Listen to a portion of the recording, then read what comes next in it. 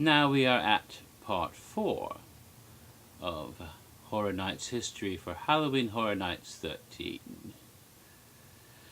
And I had left off in part 3 talking about Psychoscarapy, one of the greatest haunted houses of all time at Halloween Horror Nights.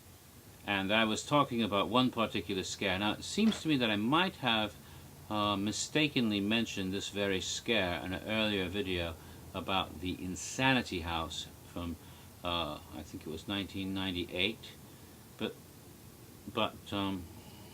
or 99, or whatever year that was, off the top of my head. It was somewhere around there. But I don't, but if I did, I apologize, because I'm now fairly certain, in retrospect, this scare was part of Psychoscarapy. Oh, between videos, I was smart enough to take my t-shirt, fold it up nicely, and put it away, so that Bob the cat won't come along and claw it or get her fur all over it. I should have known better than to leave it right here, where she would immediately jump on it and say, "Oh, I'm going to take a nap on your shirt now." Ha ha ha.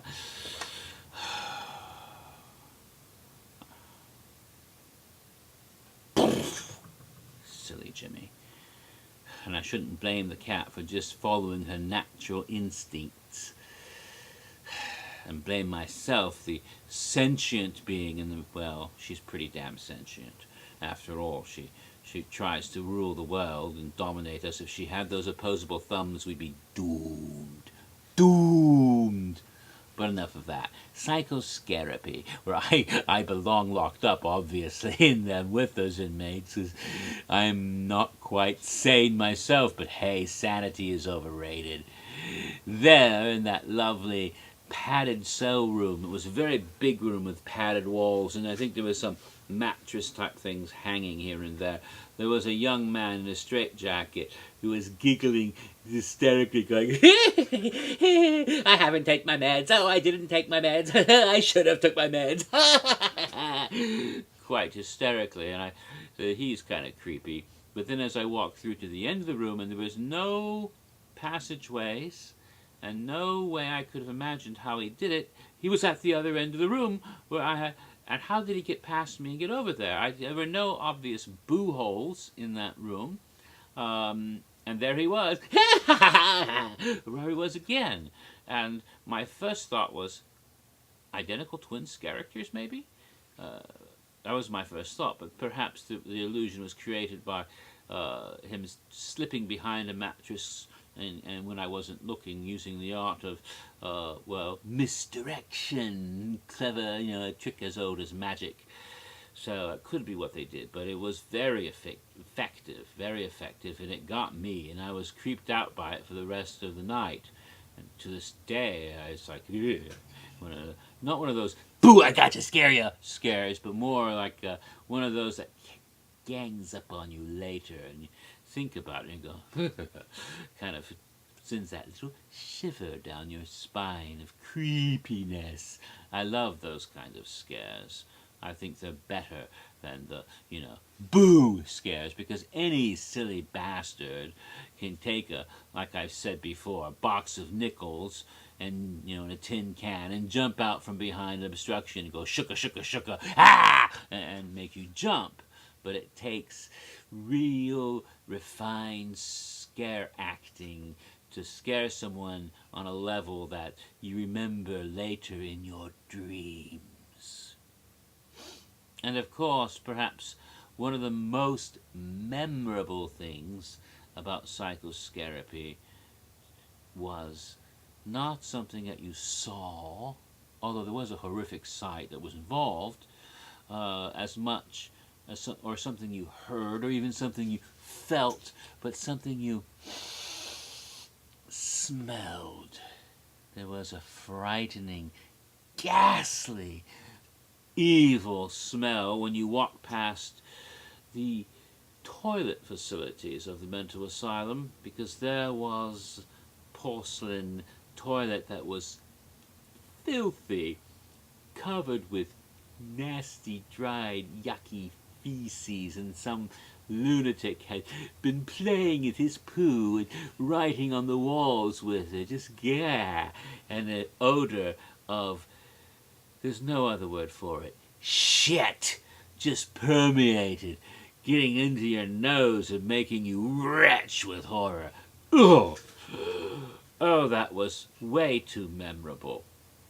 It was the first time the toilet trick had been done. It wouldn't be the last, mind you. It would pop up a couple more times over the years, but it started that year in Shrubbery, and it was one of the first use of a bad, bad smell to terrorize you as much as what you saw and heard, and sometimes it would feel like sticky, slimy stuff, or, you know, they wanted to get all of your senses as much as they could. Except the one they've never really hit is taste. Maybe someday they'll put that in as well, by serving really nasty shots while you're going through the house. But no, they wouldn't do that. It would, unless it was an extreme house, but we'll get to... A man can dream such beautiful nightmares. Oh well. Let us continue. I skipped over briefly another house you would have actually passed before you entered this one, and that one was a little further back. Now, I have seen it written up that this house was located in the Triceratops Discovery Trail, and quite probably part of it was, but that's not where you went in. You went in to Camp Jurassic to enter this house. It was called Jungle of Doom, which sounds like one of those movies in black and white you see on some Saturday afternoon made back in the 30s, maybe, you know, a second or third rate jungle movie. It wouldn't even have Johnny Weissmuller in it, but it might have, you know, Johnny Sheffield, the boy who was Boy, and Bamba the Jungle Boy, or one of those, you know, great old jungle movies from way back when, those days of imperial colonialism was still considered okay in pre-politically correct Hollywood. It had that sort of flavor. And as I said, Camp Jurassic, an area I had never really explored much, going to Islands of Adventure, even when I attended frequently. In those days I did quite a bit. We still had annual passes, and Islands of Adventure was my favorite park to visit. I've said before, I've gone outside of Halloween Horror Nights as a regular day guest, maybe, you know, within the fingers of one hand for Universal Studios Florida, maybe 6 times at most. Islands of Adventure, more than 10, because that was the park I liked, and with my annual pass, that's where I went over and over again. Islands of Adventure, because it was the rides especially were awesome, and I loved it. Well, the only time I ever went with a group that included a child, I went with some visiting relatives, and there was a young man there who was old enough, or I should say, not old enough, that I could have gone into Camp Jurassic and ridden Pteranodon Flyers with them the only time, but that just happened to be one of the few times that ride was down. And so to this day, I've never been able to ride Pteranodon Flyers, and I don't know what the policy is now, but the policy then was no adult was allowed on the ride without being accompanied by a child under a certain age, sort of the reverse of the kid can't go on the ride with you because he's too short, so you have to baby swap them or whatever with the other adult. Which, as I hardly ever attend a theme park with a child around unless I've got family and kids there, you know, especially when I was at Disney, family would always want to visit you because you could get them in for free. They don't visit me so much anymore now that I don't work for the mouse. I wonder why. Bitter? No, but, you know, you think Uncle Jimmy is still fun if he can't get you into Disney for free. Anyway, that time, did that, and yeah, couldn't go on it. So I've never actually been really in that part of the park before, and I haven't ever since. But going into that, you actually went through there, and the line, the queue, God, it was a long queue, especially even when it wasn't that many people getting on it, but you would walk forever before you got to the house, which I think may actually have been over by the Triceratops. So you went all the way through Camp Jurassic practically, going these long jungle trails with shrubbery all around you, wondering when you're going to start getting scary.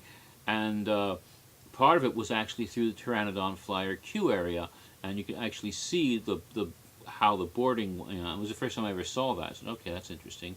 Maybe someday, I'll get a nephew or a niece with me so I can go and visit and ride the thing, because I've never had the chance to ride it. Oh well.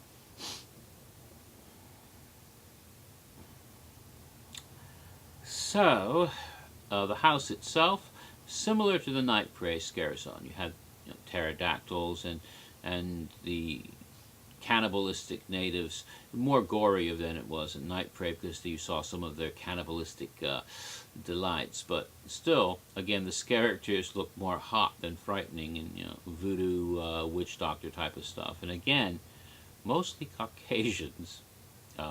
This must have been a lost tribe, like you had in those old movies, who almost were always white people in those old movies too.